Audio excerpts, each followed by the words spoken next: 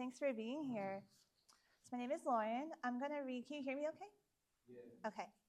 I'm going to read an excerpt from my novel. And I did a little bit of a cheat. So fortunately, I have what I called notes on this manuscript because my novel has a frame. So I'm going to read that first. This manuscript, printed here for the first time, came to light on November 4th, 2024, the eve of the presidential election. A Franciscan sister taking a self-directed silent retreat at the Riverdale Center in the Hudson River Valley uncovered this text nestled in the hedges at the base of a life-size crucifix erected in the cemetery of fallen sisters. The manuscript was wrapped in a plastic bag, and so the sister believed it was trash, perhaps a forgotten bag of leaves. And in her due diligence to this distressed planet, she sought to retrieve the bag and toss it in the compost in the garden. But the sister, taking note of the bag's unusual weight, undid the multiple knots to find a bulk of printed papers bound together with oversized binder clips. Needing her prescription bifocals, the sister took the manuscript back to her room on the third floor. She broke her self-imposed solitude the following morning to alert the prioress of the Dominican order that owned this land of her discovery. The prioress, along with the order's millennial archivists, spent several weeks inspecting the manuscript.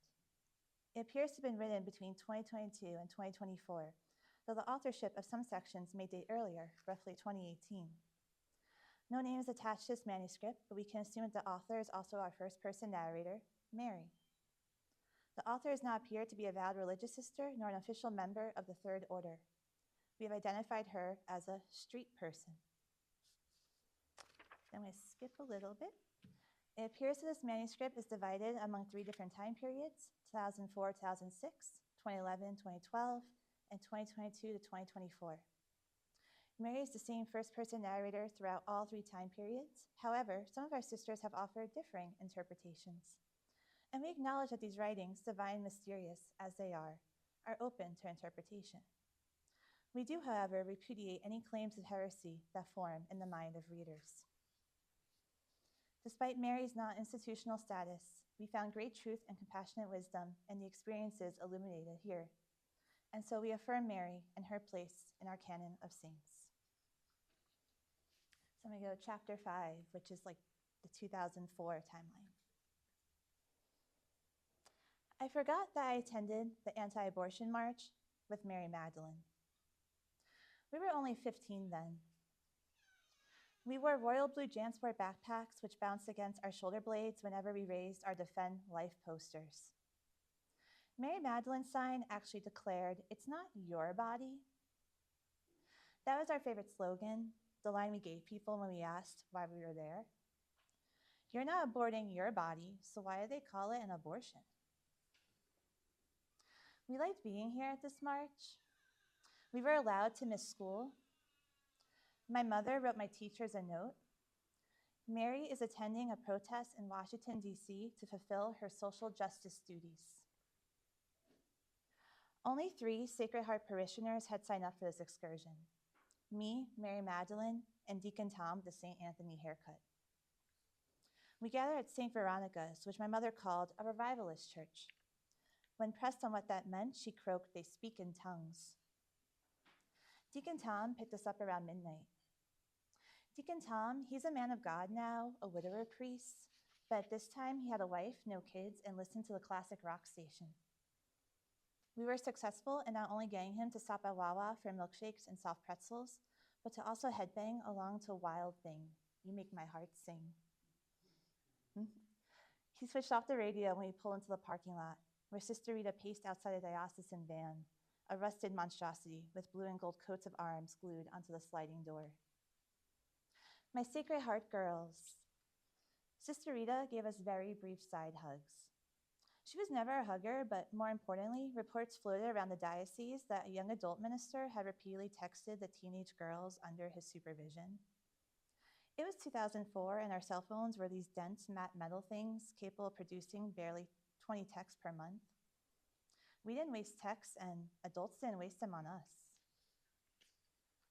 How'd they find out about him? Mary Magdalene asked on the ride down 95. Everyone was asleep except for Sister Rita, who directed the hired driver from the passenger seat, the mother of pearl rosary wrapped around her hand, glowing like a rave bracelet. "Parents," I told Mary Magdalene.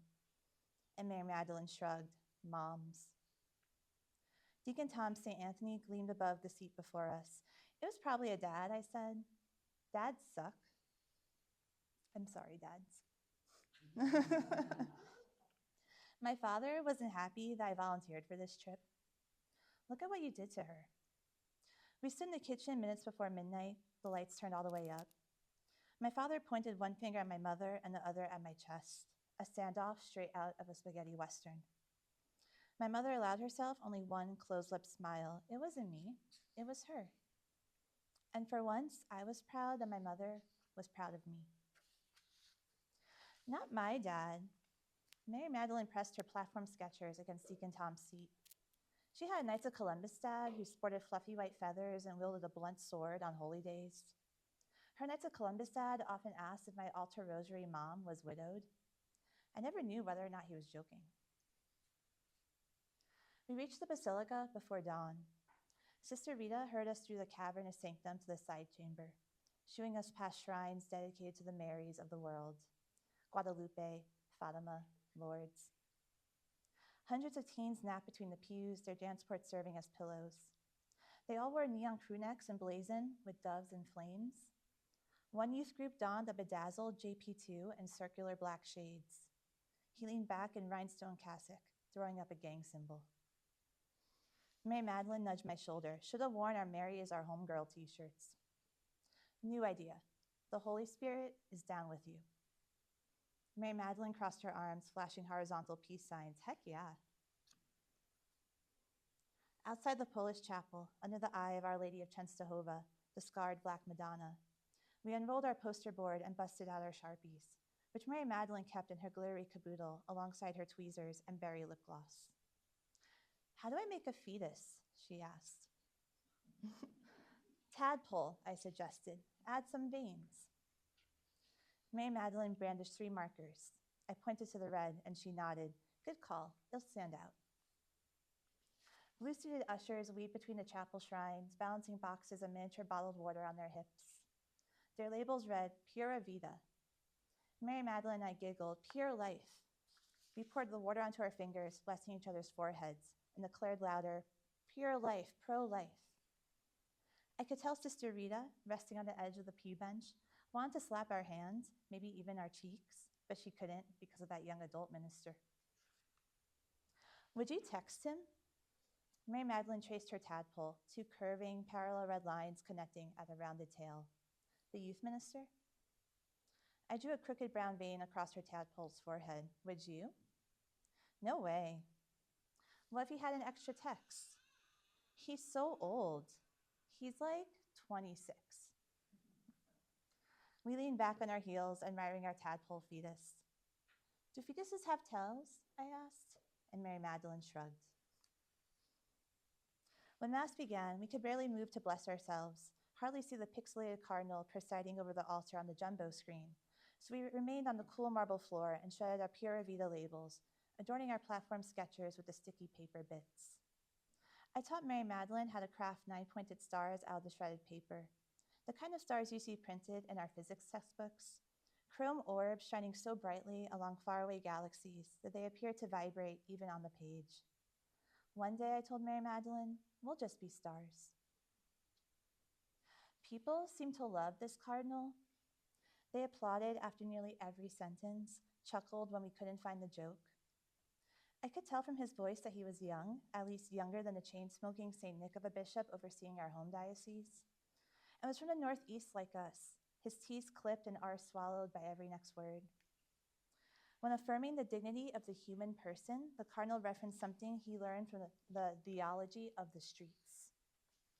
I bet this Northern cardinal would get along with the young adult minister. I bet he would wear gangster JP2. But then the cardinal switched to women and men and the sacred acts between them. Keeping these within marriage affirms the dignity of women, the cardinal preached. As defined by our sacred tradition, the church has defended the immortality of birth control. I flicked one of my sticky stars into Mary Magdalene's lap. Birth control makes you immortal? Mary Magdalene pressed a newly shredded star into her hand, completing a constellation. I thought it caused cancer. I listened more closely to the cardinal. No, he's saying it's immortal. Birth control doesn't expire, she asked. I flicked my last star into Mary Magdalene's lap and crawled over to Sister Rita, still sitting ankles crossed at the end of the pew, hands still clasped around her mother-of-pearl rosary. Sister Rita, I tapped the wooden railing with my press-on nails. Does birth control make you immortal? And I'll end there.